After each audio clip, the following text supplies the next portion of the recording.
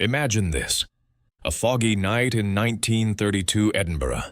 Hercule Poirot boards the eerie, forgotten train, a rattling relic vanishing into Scotland's misty highlands, with a cast of suspicious strangers.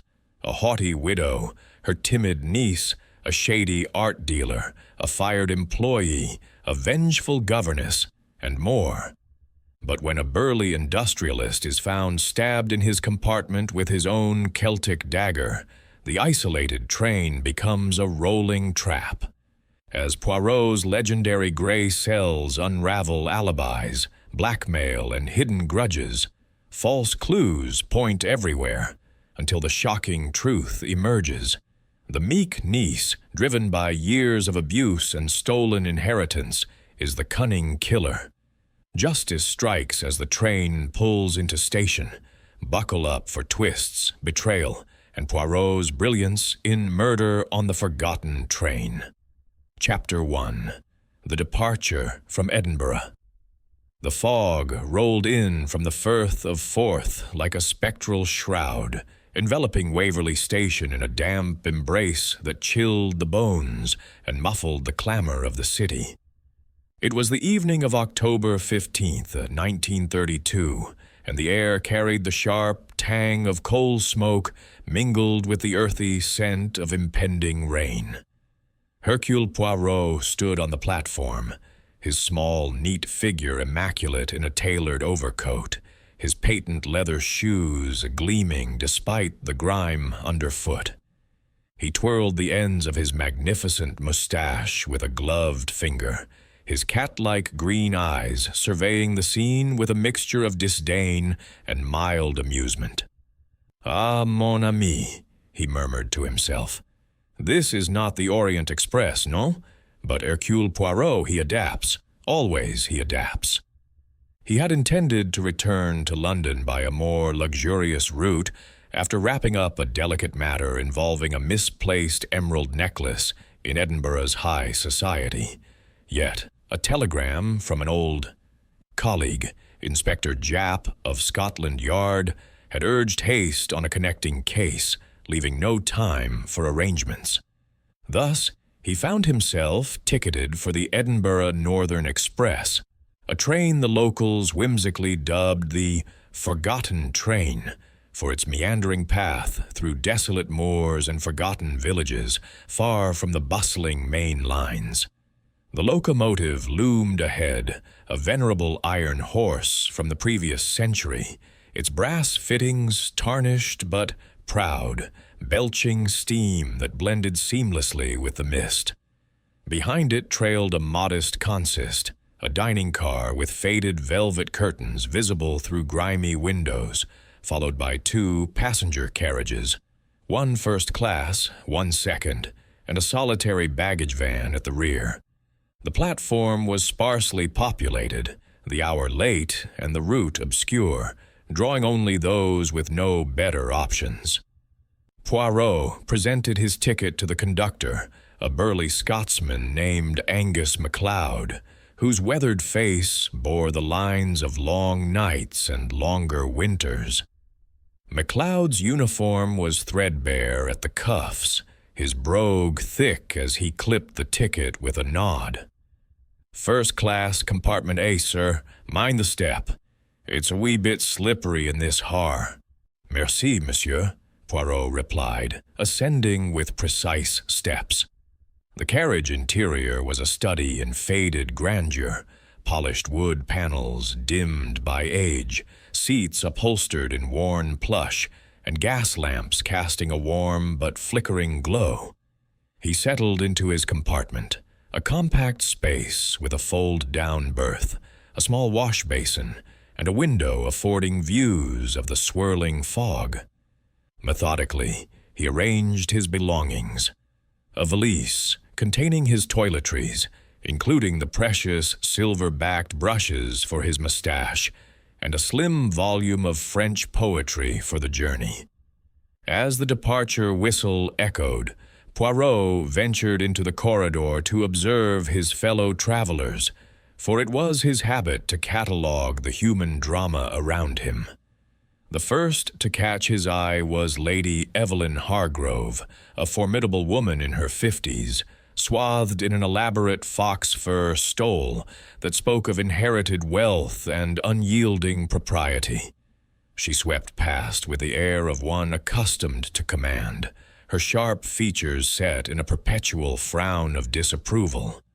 Trailing her was her niece, Miss Clara Beaumont, a slender young woman of perhaps 22, with wide blue eyes that darted nervously about. Clara carried a small reticule, clutched tightly, her simple wool dress contrasting her aunt's opulence, suggesting a life of quiet dependence. Next came Dr. Reginald Thorne, a lanky gentleman with wire-rimmed spectacles perched on a beak-like nose, his medical bag slung over one shoulder like a faithful companion. He nodded curtly to Poirot, his thin lips curving in a perfunctory smile that did not reach his eyes. "Damp night, isn't it?" Thorne remarked, his voice clipped and professional, before disappearing into his compartment.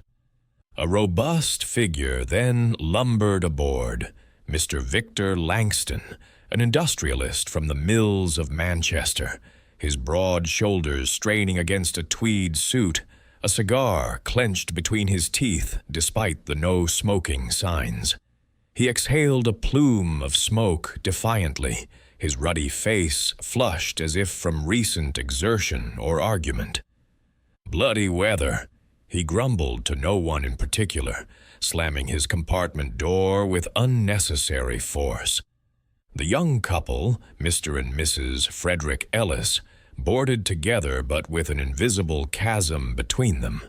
Frederick, a handsome man in his 30s with slicked back hair and a pencil mustache, carried their luggage with exaggerated care, while his wife, a petite brunette with porcelain skin, averted her gaze, her gloved hands twisting a handkerchief. Their whispers carried faintly, something about debts and promises, before they retreated into silence. Monsieur Pierre Duval followed, a sleek Frenchman with oiled hair and a pencil-thin mustache that rivaled Poirot's own, though lacking its symmetry. He clutched a leather portfolio under one arm, his eyes shifting as if appraising the value of everything around him. An art dealer, Poirot surmised, from the faint scent of varnish on his clothes.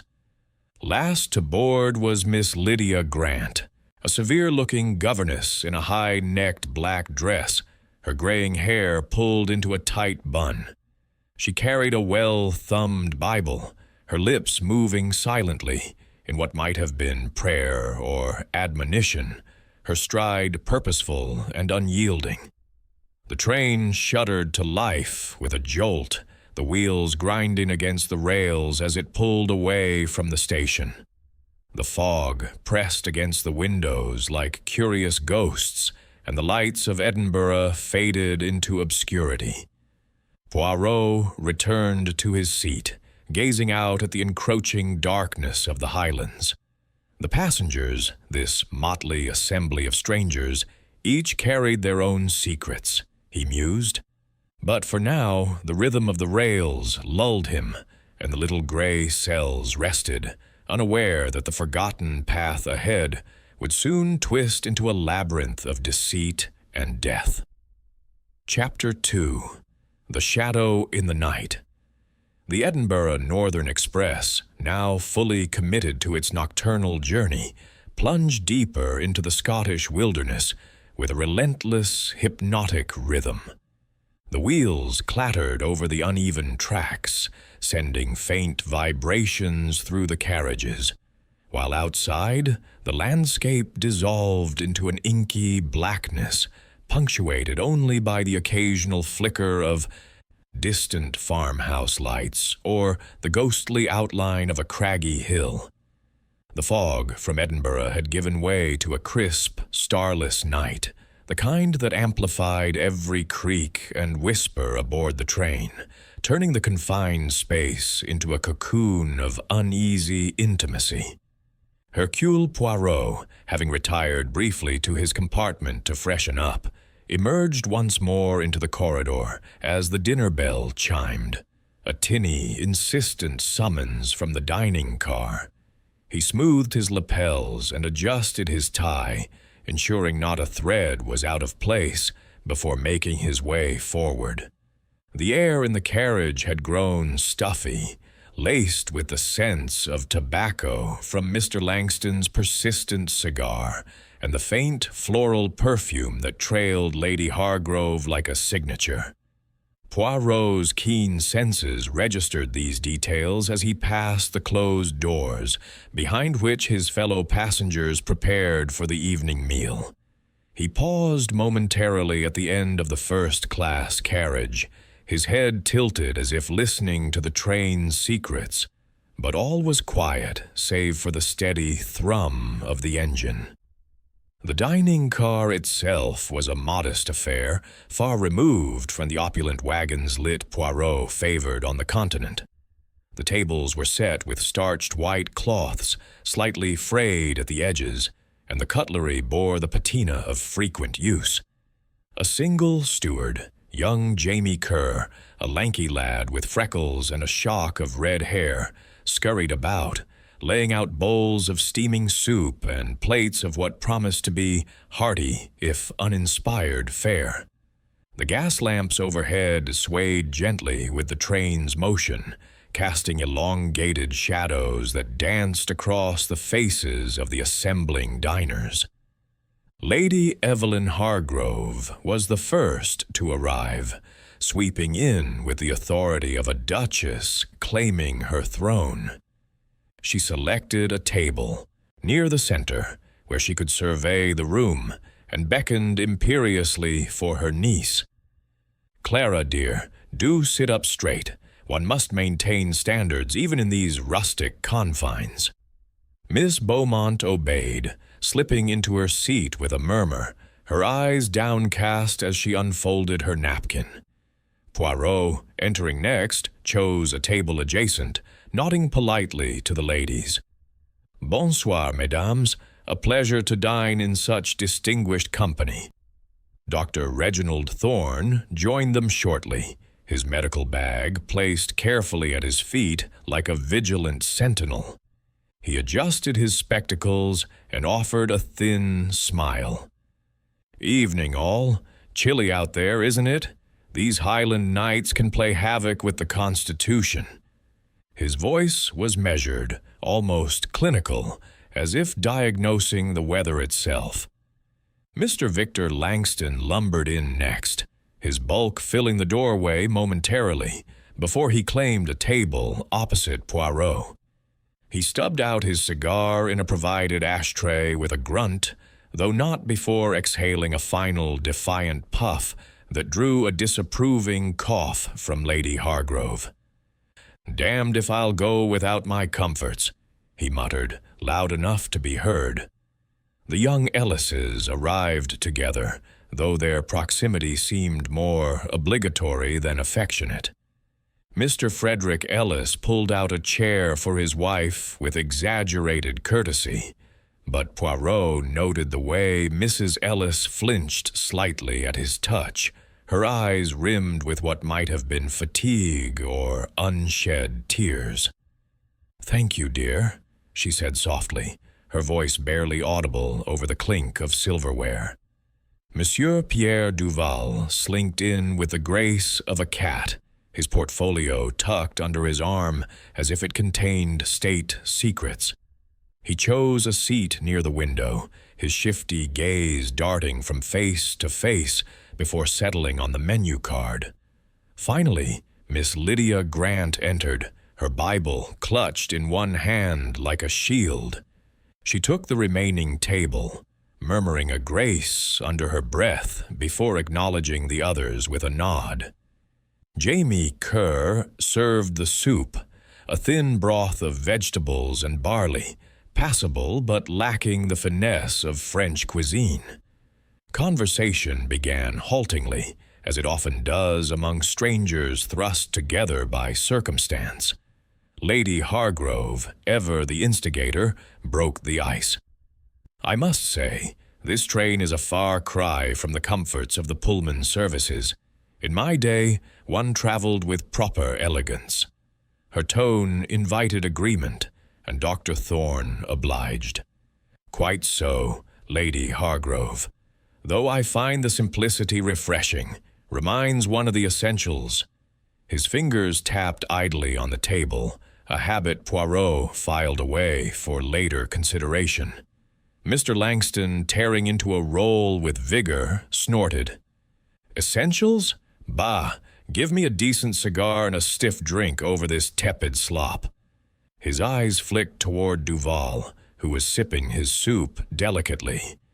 "And speaking of slop, I've had dealings with types who peddle worse, fakes and forgeries masquerading as art."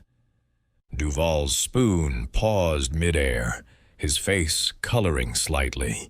"Monsieur Langston, if you refer to our little disagreement earlier, I assure you, the Rembrandt is authentic.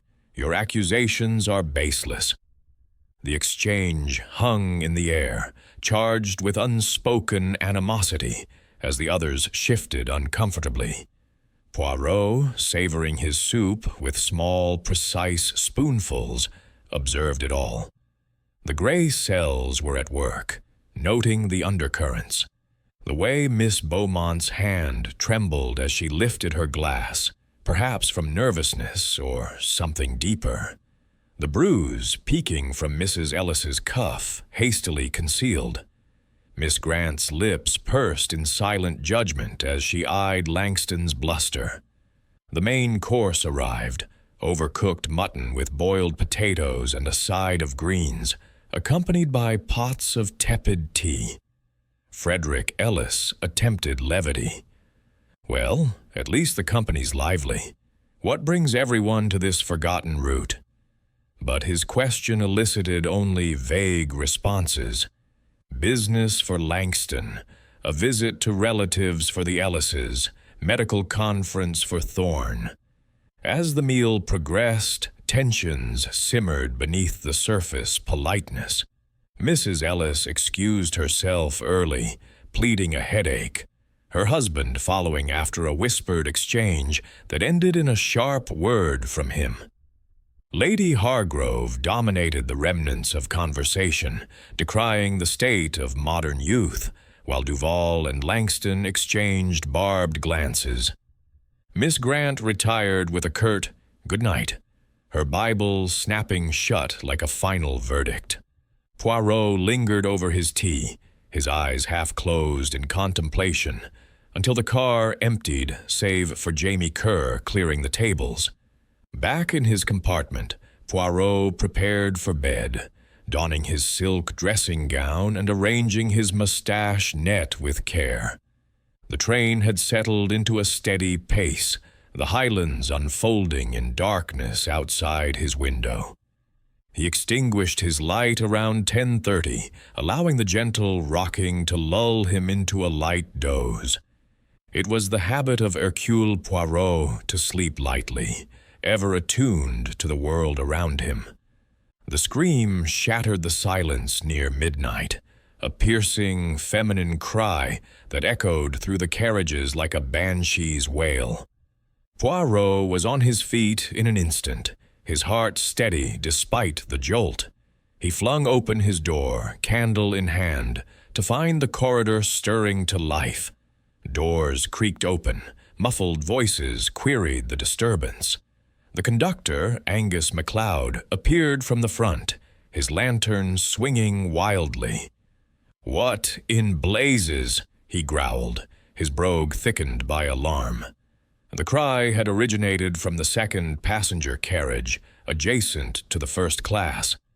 Poirot, with MacLeod in tow, hurried there, passing the disheveled figures of Thorne and Duval emerging from their berths. Lady Hargrove stood in the corridor, her face ashen, one hand clutching her throat. It was dreadful," she gasped. "I was returning from the lavatory when I heard a thud. I glanced into compartment B. Oh, heavens!"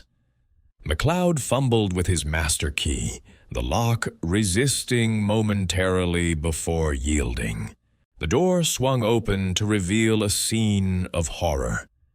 Mr. Victor Langston lay sprawled across his berth, his massive frame twisted unnaturally, a pool of dark blood spreading across his white shirt front. Protruding from his chest was a dagger, an antique Scottish dirk, its hilt engraved with intricate Celtic knots, glinting malevolently in the lantern light. His eyes were wide open, staring at the ceiling in eternal surprise, his mouth agape as if in a final, unspoken protest. Poirot stepped forward, his expression grave. "Do not touch anything, mes amis. This is murder." He knelt briefly, confirming the absence of breath, the chill already setting in. The compartment was in disarray. A valise overturned, papers scattered, but no sign of struggle beyond the fatal wound. Lady Hargrove, supported by her niece, who had now joined the throng, trembled. I saw a shadow, a fleeting figure darting toward the baggage van. It vanished into the darkness. The other passengers gathered, faces pale in the flickering light, the Alaces clinging to each other, Duval wiping sweat from his brow, Miss Grant murmuring prayers, Thorne pushing forward to check for a pulse, though it was futile. The train, as if sensing the gravity, had come to a halt at a remote siding, a scheduled stop for water replenishment, miles from the nearest village. Snowflakes began to drift outside, blanketing the moors in silence. No one could have fled. The killer was among them. Poirot straightened, his mustache twitching with resolve. Mon Dieu, a crime most foul, committed under our very noses. But fear not, the little gray cells of Hercule Poirot, they will unravel this thread by thread. The group stood in stunned silence, the weight of suspicion settling like the falling snow.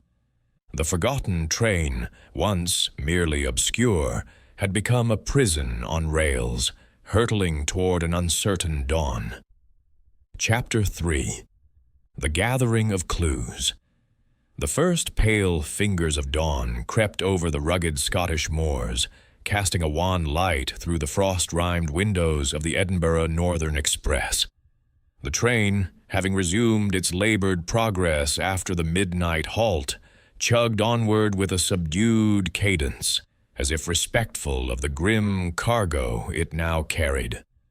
Snow had fallen intermittently through the night, blanketing the landscape in a pristine white that belied the darkness within the carriages.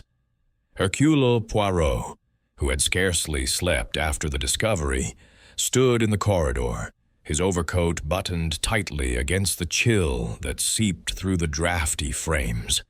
His mind, however, was ablaze with activity, the little gray cells marshalling facts like soldiers on parade.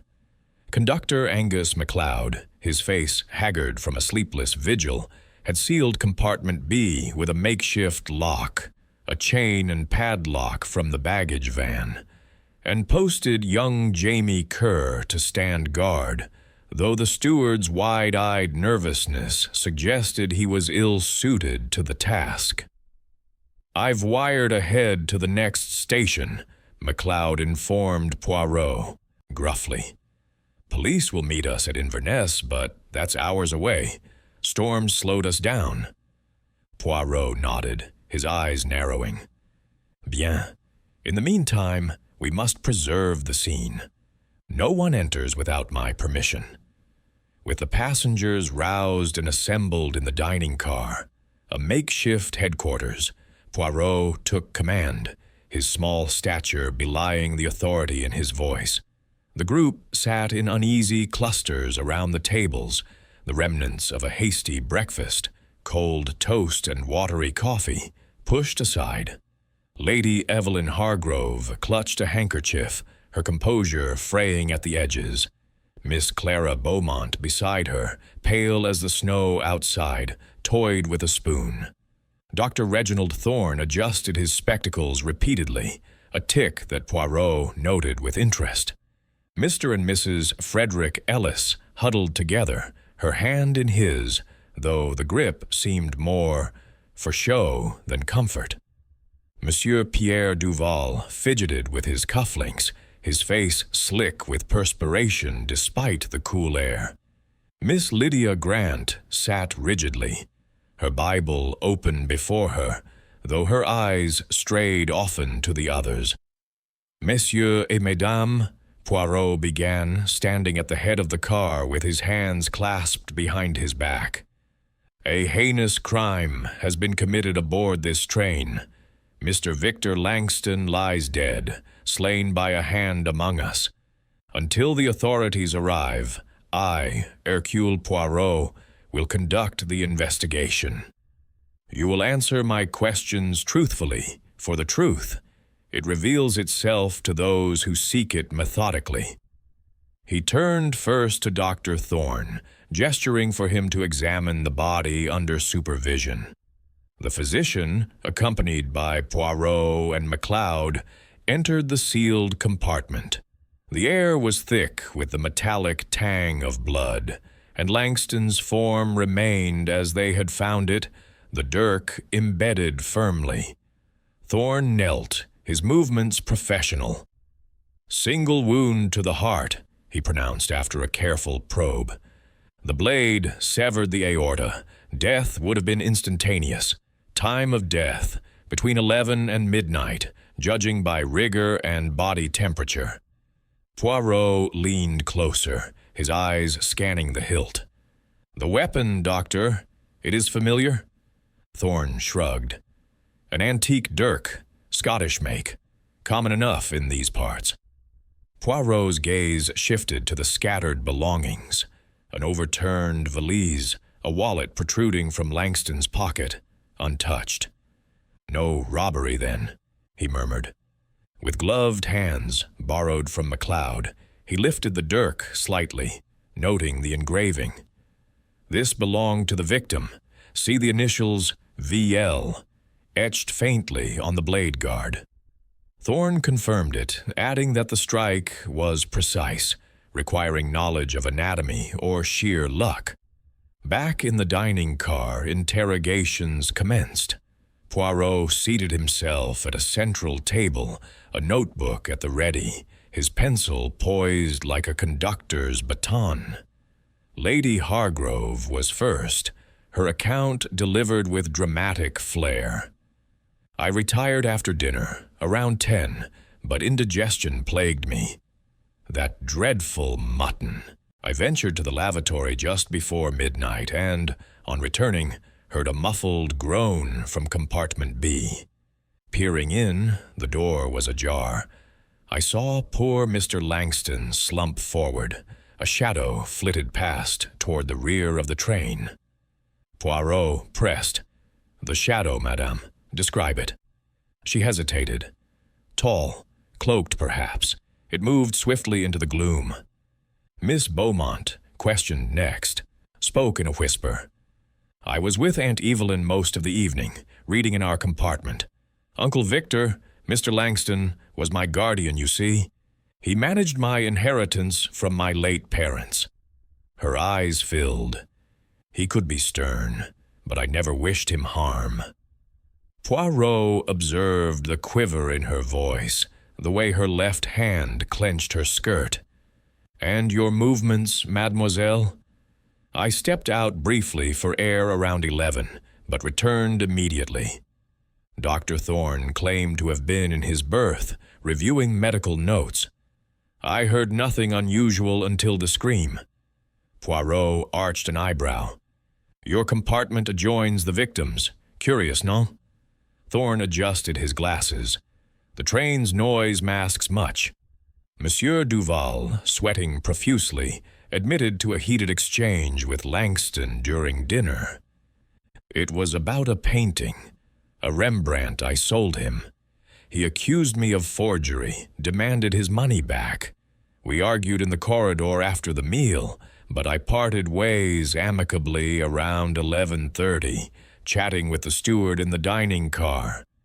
Jamie Kerr, overhearing from his post, nodded confirmation. "Aye, sir. The Frenchman was here till past. The Ellises presented a joint alibi. Frederick spoke for them. We retired together after dinner. Marjorie wasn't feeling well." Mrs. Ellis nodded, but Poirot spotted the fresh mark on her wrist, a purpling bruise. "An accident, madame?" She flushed. "I bumped it on the berth ladder." Frederick added tersely, "Langston was my employer, sacked me last week over a misunderstanding. But murder? Absurd." Miss Grant, her tone laced with righteousness, stated she had prayed alone in her compartment from 10 onward. "The Lord is my witness." Yet Poirot detected a flicker of something, triumph, in her stern gaze. MacLeod, though not a passenger, was not exempt. "I was up front with the engineer till the halt," he grumbled. "No time for mischief."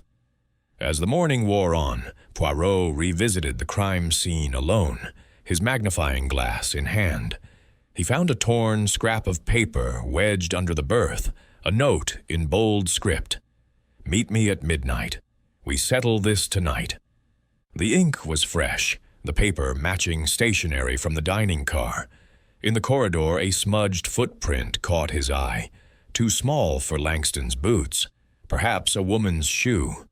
Returning, he confronted the group with the note. Gasps rippled through the car. Duval paled. "That's not my writing."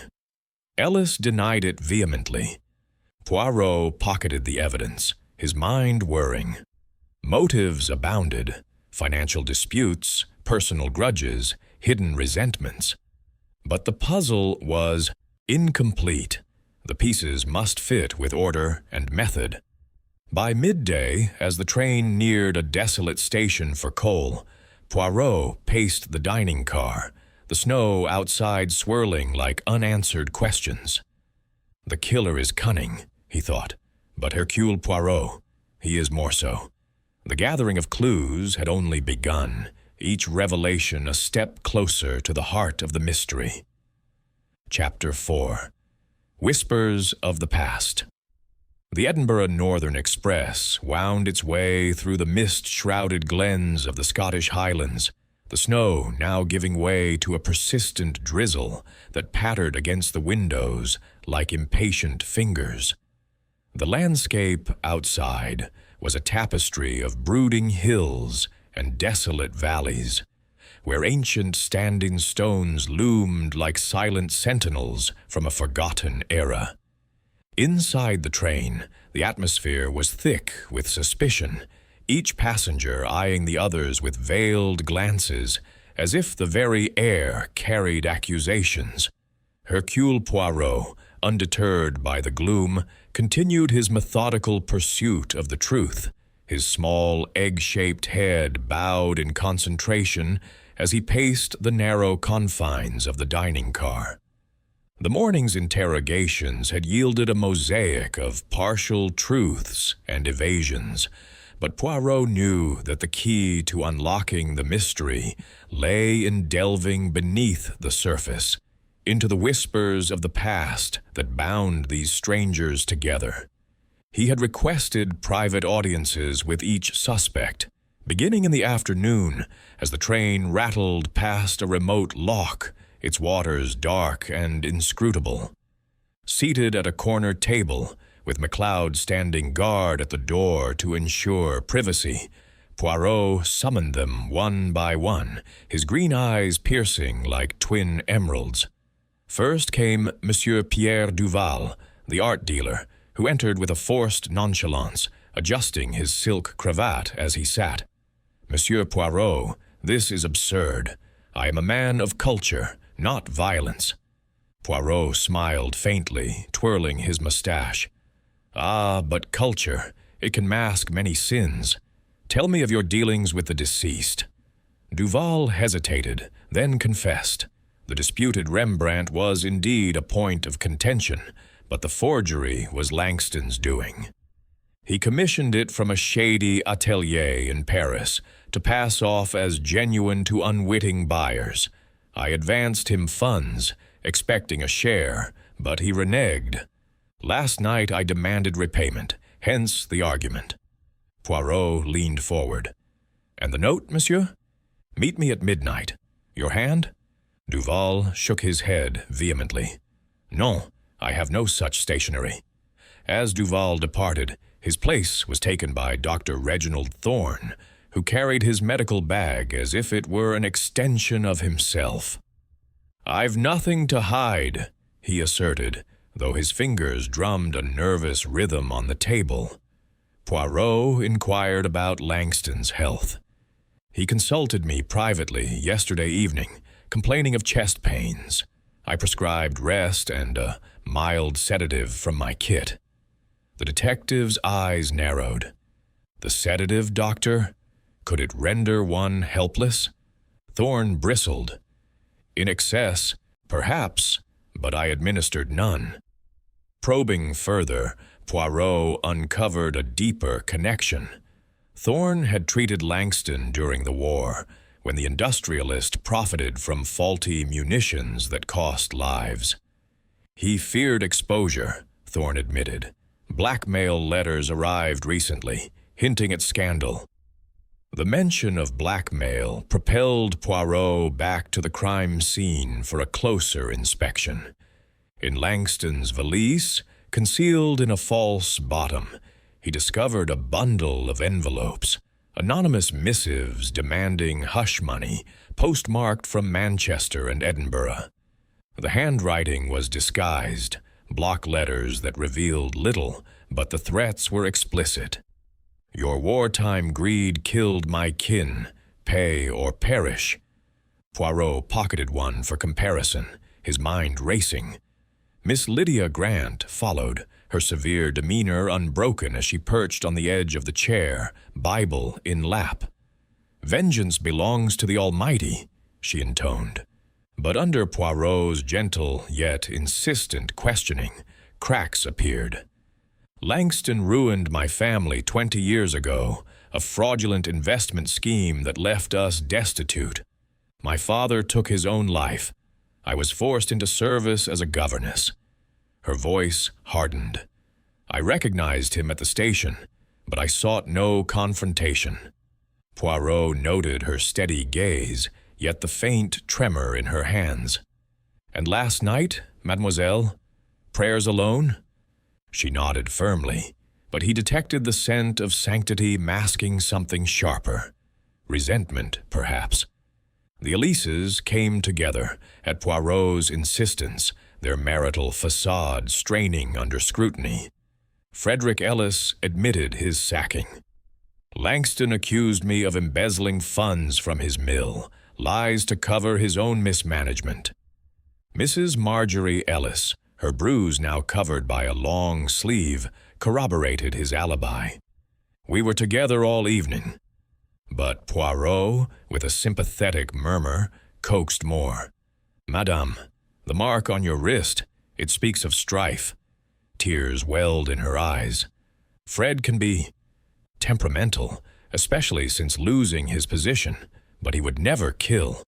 Frederick interjected defensively, but Poirot waved him silent, filing away the domestic discord. Lady Evelyn Hargrove entered with regal poise, though her fox fur seemed less armor than burden now.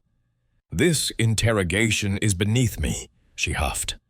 Poirot, undaunted, revealed his knowledge of her past. "Madame, you knew Langston intimately, no? A jilted engagement to your sister, decades ago." She stiffened. "Ancient history. He abandoned her for a wealthier match, breaking her heart. She died soon after." Bitterness edged her words. "But I harbor no grudge." Poirot pressed on the shadow she claimed to see. "Tall and cloaked, yet in the dim light, how certain," she faltered. It was a blur, but real enough. Her niece, Miss Clara Beaumont, was last, entering alone with downcast eyes. "Uncle Victor was my guardian since childhood," she whispered. "He controlled my inheritance, doling it out sparingly, claiming I was frivolous." Poirot observed her left-handed grip on her reticule, a detail from dinner. "And your feelings toward him, mademoiselle?" A pause. "He was unkind at times, demanding obedience." She glanced away toward the rain-streaked window. As the interviews concluded, the train approached a small junction where a brief stop allowed for telegrams to be sent. Poirot wired Inspector Japp for background checks on the passengers. Returning to his compartment, he spread the blackmail letters on his berth, comparing them to the midnight note. The paper stock matched, but the ink on the note seemed fresher, less absorbed. A forgery, perhaps, he mused. A search of the baggage van with MacLeod's aid revealed no hidden cloaks, but a faint trail of mud leading from the passenger cars, matching the corridor footprint. Dusk fell early in the Highlands, the train's lamps flickering to life as dinner was served, a somber meal where conversation was sparse, laced with unspoken fears. Poirot dined alone, his thoughts on the web of past grievances, war, profiteering, ruined fortunes, betrayed loves, financial betrayals. Each suspect carried a shadow from yesteryear, intertwining with Langston's life like vines choking a tree. But which had tightened to kill? As the night deepened, Poirot retired, but sleep eluded him. The whispers of the past echoed in his mind, promising that dawn would bring fresh revelations, or perhaps another twist in this labyrinthine affair. The forgotten train pressed on, carrying its secrets into the enveloping dark. Chapter 5. The False Trail. The relentless drizzle had evolved into a fierce storm by late afternoon, lashing the windows of the Edinburgh Northern Express with sheets of rain that blurred the highland vistas into a watery haze. Thunder rumbled distantly, echoing the turmoil within the carriages, where the passengers moved like ghosts in a confined purgatory. The train, delayed by flooded tracks, crept forward at a snail's pace, granting Hercule Poirot an unexpected extension to his inquiries. He welcomed it, for the puzzle was intricate, each new clue a potential misdirection planted by a cunning mind. Poirot, having fortified himself with a cup of the steward's strongest tea, though it paled beside his preferred tisane, resumed his investigations with renewed vigor. The blackmail letters from Langston's valise weighed heavily on his thoughts. Their anonymous nature suggested a killer intimate with the victim's sins. He decided to confront the group collectively once more, assembling them in the dining car as the storm raged outside. The gas lamps flickered erratically, casting wavering shadows that heightened the drama. "Messieurs et mesdames," Poirot announced, his voice cutting through the patter of rain. "The net tightens, but first a revelation. Mr. Langston was the victim of blackmail, his wartime misdeeds the leverage. Who among you wielded this weapon?" Murmurs rippled through the assembly. Dr. Thorne cleared his throat. "I knew of it as his physician, but I sent no such letters." Miss Grant's eyes flashed. His greed destroyed many. Perhaps justice found him. Duval shifted uneasily, while the Ellises exchanged glances. It was young Jamie Kerr who provided the first break, or so it seemed. During a routine check of the dining car, Poirot noticed the steward's furtive demeanor. "Mon garçon, you withhold something. Speak." Kerr, cornered, produced Langston's gold pocket watch from his apron. "Aye." "I found it under a table after dinner, sir. Meant to return it, but with the murder." Poirot examined the watch, engraved with Langston's initials, its chain broken as if torn in a struggle. "A plant, perhaps," he murmured, noting Kerr's calloused hands, unlikely for the precise stab wound. The discovery ignited accusations. Lady Hargrove pointed dramatically. The boy had access everywhere, motives unknown. Kerr protested his innocence, claiming he had been clearing tables until the scream. MacLeod vouched for him partially, but Poirot filed it as a possible diversion. The killer sows confusion, he thought. Emboldened, Poirot inspected personal effects with permission or insistence. In Lady Hargrove's compartment, he found a lady's glove missing its pair, stained with a dark smear. "Ink, madame, or blood?" She blanched. "Ink from my fountain pen. I write letters nightly."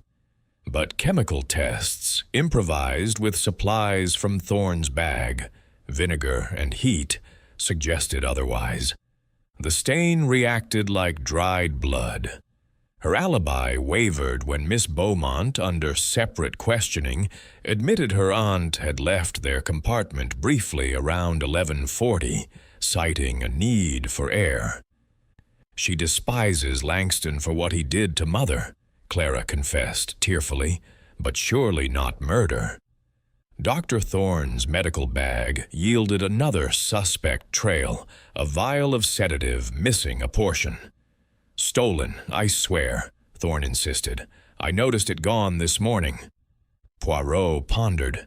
Had the killer drugged Langston to ensure a silent death?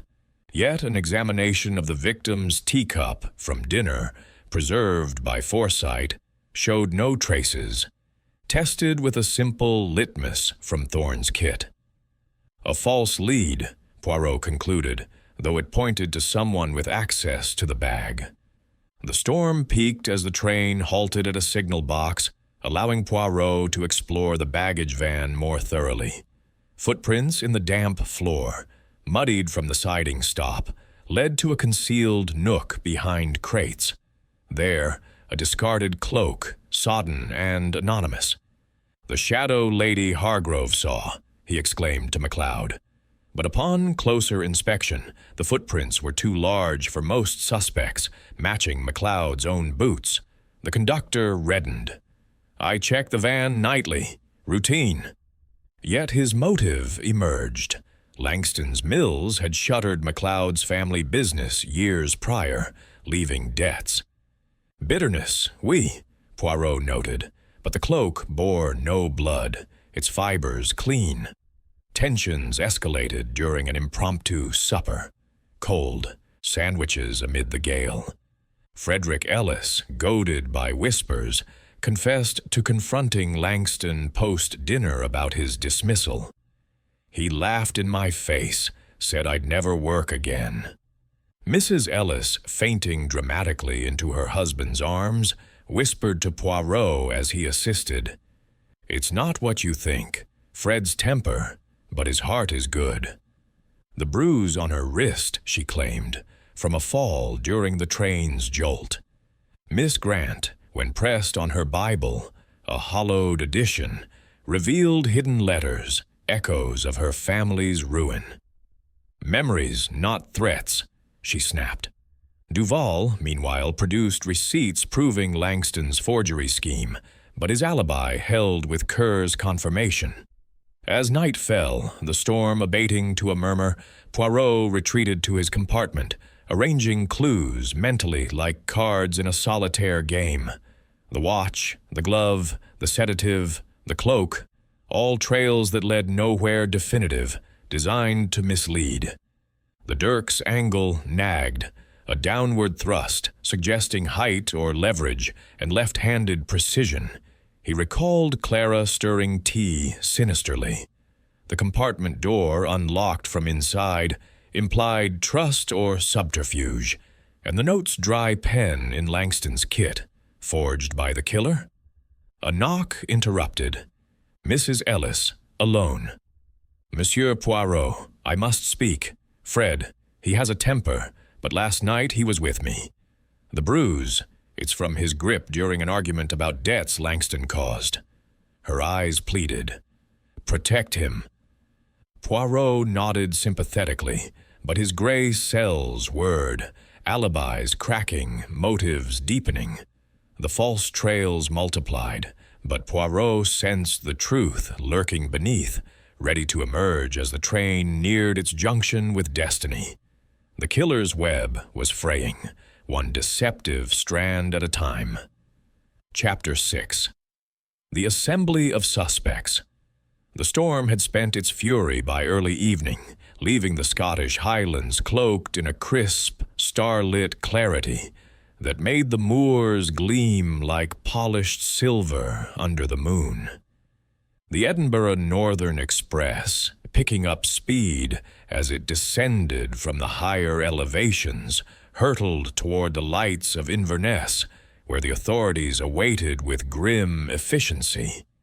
Inside the dining car, the air hummed with anticipation. The passengers gathered not by choice, but by Poirot's unyielding summons.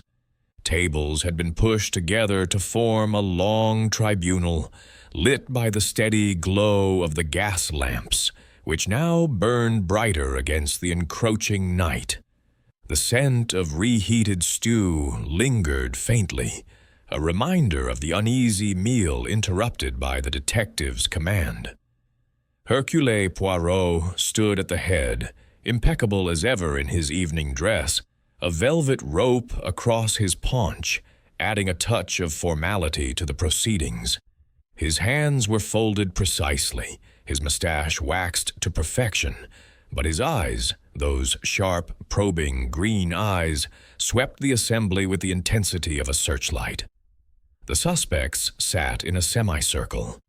Lady Evelyn Hargrove, rigid with indignation beside her niece, Miss Clara; Beaumont, who twisted a lace handkerchief in her lap; Dr. Reginald Thorne, spectacles glinting as he avoided direct gaze; the Ellises, Frederick's arm protectively around his wife, though her face was drawn with exhaustion; Monsieur Pierre Duval, collar wilted and eyes darting; Miss Lydia Grant, Bible closed but fingers tracing its cover like a talisman; Angus MacLeod, arms crossed defiantly; and young Jamie Kerr, hovering at the periphery, pale and superfluous. Messieurs et mesdames, Poirot began, his voice resonant in the confined space. The hour is late, and the train approaches its terminus. But before the police claim you, Hercule Poirot will lay bare the truth. The murderer among us is clever, très clever, crafting a tapestry of motives and misdirections. Yet the little gray cells, they do not deceive. They see the pattern, the inexorable logic. He paused, letting the words settle like falling snow. Let us review the alibis, thread by thread. Monsieur Duval, your grudge over the forged Rembrandt is clear. A debt unpaid, threats exchanged. You claim the steward vouches for you until 11:30, yet who is to say you did not slip away? Monsieur Ellis, dismissed by the victim, your temper legendary, your wife's bruise a testament. You insist you retired together, but whispers tell another tale. Frederick Ellis bristled. Lies. I had no hand in it. Mrs. Ellis squeezed his arm, her eyes pleading silence. Poirot continued, inexorable. Miss Grant, your vendetta from the past, Langston's schemes that drove your father to despair. Prayers in solitude, you say, but solitude conceals much. Madame Hargrove, the shadow you saw flees to the baggage van, yet your glove, stained and missing, suggests proximity to violence, and your niece, Mademoiselle Beaumont, under the victim's thumb. Inheritance dangled like a carrot, obedience enforced. Clara gasped softly, her cheeks flushing. Lady Hargrove interjected sharply. Preposterous! Clara is innocent. Dr. Thorne, Poirot turned to the physician, his tone sharpening. Your knowledge of the heart, precise, anatomical, guided the fatal thrust, and the sedative from your bag, conveniently absent. Thorne's fingers tightened on his chair arms, his face ashen. Even MacLeod shifted uncomfortably as Poirot addressed him. Monsieur le Conducteur, Langston's Mills crushed your family. Footprints in the van match your boots, a planted cloak to mimic the fleeing shadow. The room erupted in murmurs, accusations flying like sparks. Duval pointed at Ellis. Grant muttered of divine retribution. The Ellises glared at Thorne. Poirot raised a hand for silence, his expression one of quiet triumph. Patience, these are the threads, the false trails the killer wove to ensnare us. Observe. He produced the torn note from his pocket, holding it aloft. The midnight summons, forged, the ink fresh, but Langston's pen in his compartment, dry as dust, a clever imitation, using dining car paper. Gasps echoed. Next, the glove. Not blood, mes amis. Ink confirmed by test. Madame Hargrove writes voluminously. A spill, nothing more. She exhaled in relief. The watch on the steward, planted crudely, Kerr's hands too rough for the clean wound. Jamie nodded fervently. And the footprints, the cloak, diversions. No mud on any boots save MacLeod's routine tread. The sedative vial, returned intact. Thorne's error in counting. Poirot paced slowly, his voice dropping to a dramatic hush. Now, the irrefutable facts. The dirk, victim's own, unlocked door from within, no struggle. Wound angle, downward, left-handed strike. Killer familiar with victim, trusted to approach unarmed. Anatomy known, not brute force, but precision. Eyes swiveled to Dr. Thorne, who rose unsteadily. This is outrageous. I am right-handed, as you well know from dinner. He demonstrated, gripping an imaginary knife awkwardly with his right. The assembly murmured agreement. Thorne was indeed dexterous with his dominant hand. Poirot smiled, a cat with the canary. Précisément, docteur, right-handed, but the killer, left-handed, feigns weakness, plays the victim in plain sight. The train whistle pierced the night, signaling proximity to Inverness. Lights flickered on the horizon, salvation or judgment. Suspense thickened.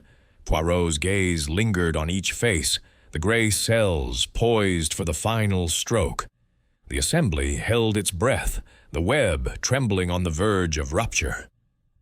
Chapter 7. The Unveiling. The dining car of the Edinburgh Northern Express seemed to hold its breath as Hercule Poirot's words hung in the air, the tension coiling like a spring about to release. Outside, the lights of Inverness twinkled on the horizon, drawing nearer with each revolution of the wheels, a beacon promising resolution or retribution. The passengers leaned forward, faces etched with a mix of dread and fascination, their earlier accusations silenced by the detective's masterful orchestration.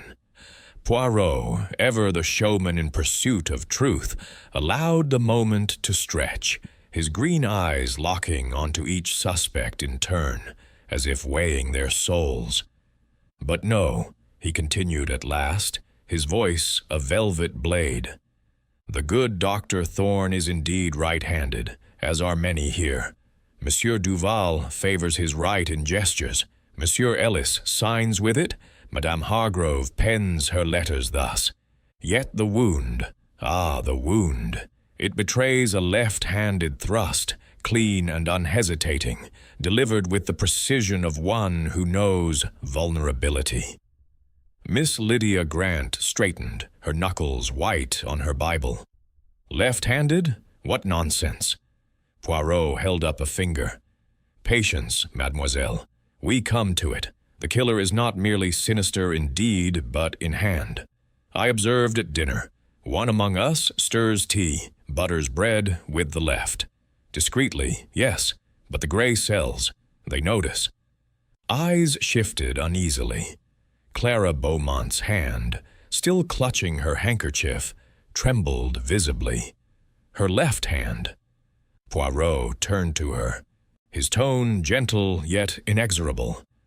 "It is you, Mademoiselle Clara Beaumont. You, the timid niece, the overlooked ward. You who feigned fragility while harboring the strength of desperation." A collective gasp rippled through the car. Lady Hargrove surged to her feet. Impossible.